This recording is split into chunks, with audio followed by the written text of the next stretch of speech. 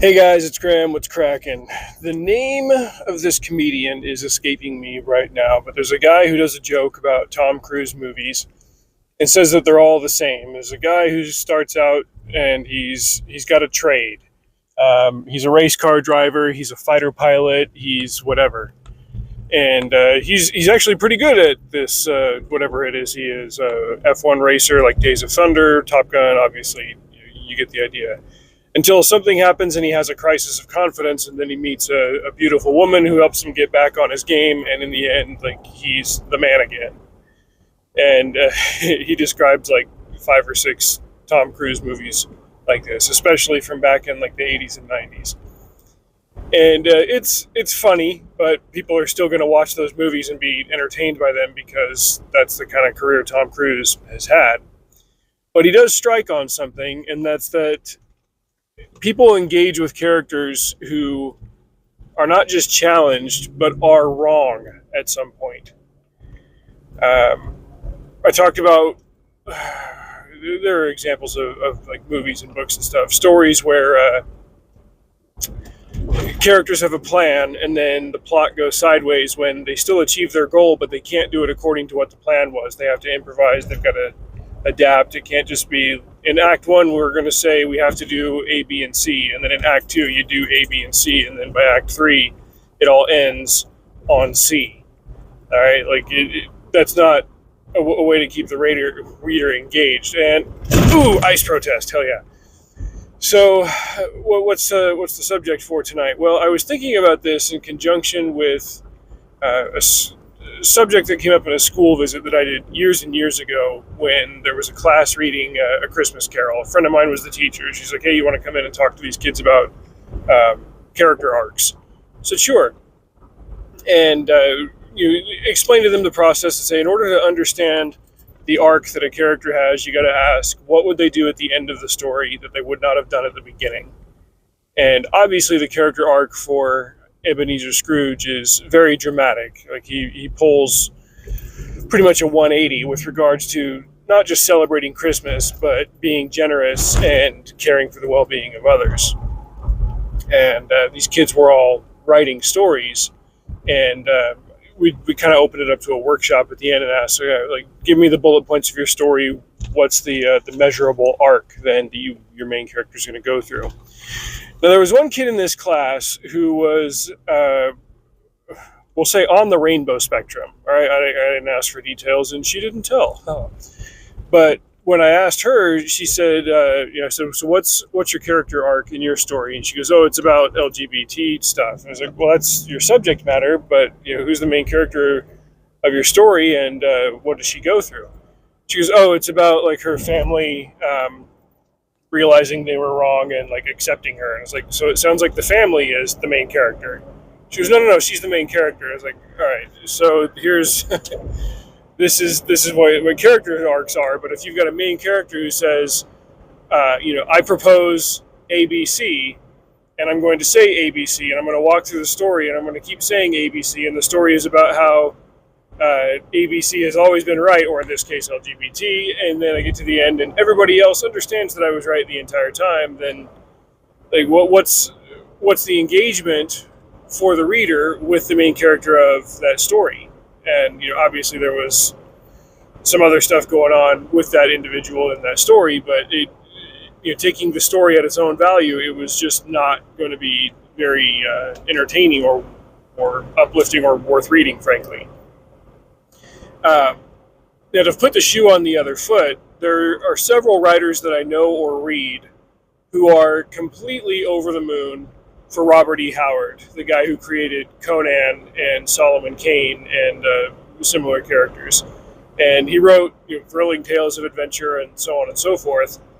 And from what few details I know about the guy's life, about his biography, he did die when he was 30 years old. He got up to some pretty cool stuff. His life was rather intense.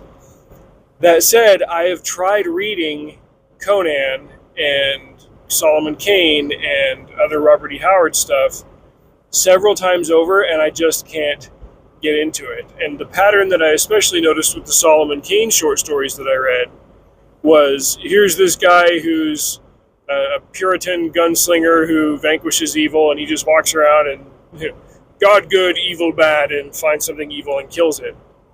Now, the way that the stories are written are often entertaining, but the through line of it all became rather repetitive, and I was like, the action side of it is cool, but I want to read a story. I want to see something a little bit more inventive than this. And I know guys are going to get their hackles up about, Graham, you can't take shots at Robert E. Howard. I'm not. I'm describing what my experience has been with reading his work, just so that the rainbow types don't. Oh, Graham's picking on us. Like, look, this is about a certain type of story, and if there's no growth and no challenge for your character, if your character is never wrong at any point, then your character is a gadget, and I want to read about a character who has a story. One particular example, then, of a kind of a main character, well, side character, but he has a big arc through the series, is in the Grim Noir Chronicles by Larry Correia. I was just talking about this on Substack, and that's kind of what got me into thinking about this. There's, in the second and third books, there's a character named Toru Tokugawa, a Japanese Iron Guard.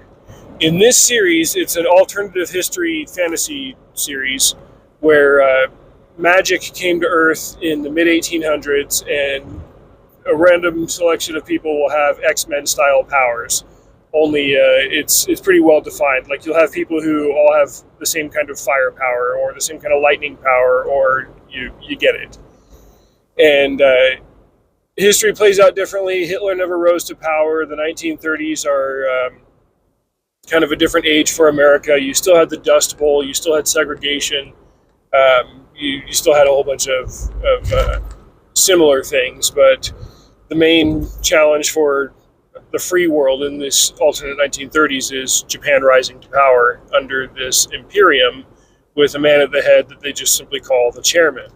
Now, spoiler alert, at the end of the first book, the Knights of the Grim Noir challenge the forces of the chairman and kill him.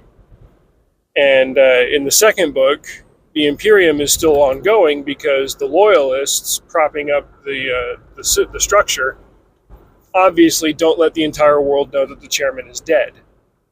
And Toru Tokugawa is one of these super powerful Iron Guard soldier types under the Imperium, and he doesn't believe that the chairman is dead. And his arc throughout the second book is him realizing that the chairman is dead, and him joining forces with the group, the Knights of the Grim Noir, to find out who's really pulling the strings on his beloved Imperium. And he ends up having to team up with some non-Japanese type people, which is not his jam, in order to preserve and then eventually assume the throne of the Imperium at the end of book 3. And at the end, he's got this conversation with Jake Sullivan, the main character in Night of the Grim Noir, and Jake asks him, he goes, how does it feel to have fought for the other side? Something to that effect. And Toru goes, I wouldn't know. I was never fighting for the other side. Now, in a sense, that's true. Toru Tokugawa never abandoned his principles. What he was wrong about was who else was on his side. And you find out in some short stories that Correia wrote later, especially Tokyo Raider, that Toru Tokugawa is a man of honor, but he doesn't assume leadership of the Imperium and immediately change all their goals and all of that stuff. Like, he's got some different sensibilities from his predecessor, from the chairman, but he's I'll spare you all the excessive details, but this is a guy who, he's got his code, he's got a through line, he says A, B, and C, A, B, and C, A, B, and C, but his challenge and the point at which he is wrong is when he realizes that he thought everybody else around him was on the same page, and he especially thought those above him were, and when he realized that they weren't, he had to make alliances with people that he never would have before in order to get his beloved Imperium back on track. Now, if you were going to do that with, say, 5 side characters and their various allegiances, that could make for a complex and challenging story, and I'd have to see what that looks like. But it comes back to that same point. Character arcs can not just be measured in what would your character do at the end that they wouldn't have done at the beginning. It can be a matter of what was your character wrong about. Not that you want Solomon Kane to be wrong about his Puritanism or fill in the blanks for whatever you want to tell on as like a pride story, but you get it. Characters got to be challenged, and that's a great way to measure it. Anyway, drive safe. See you out there.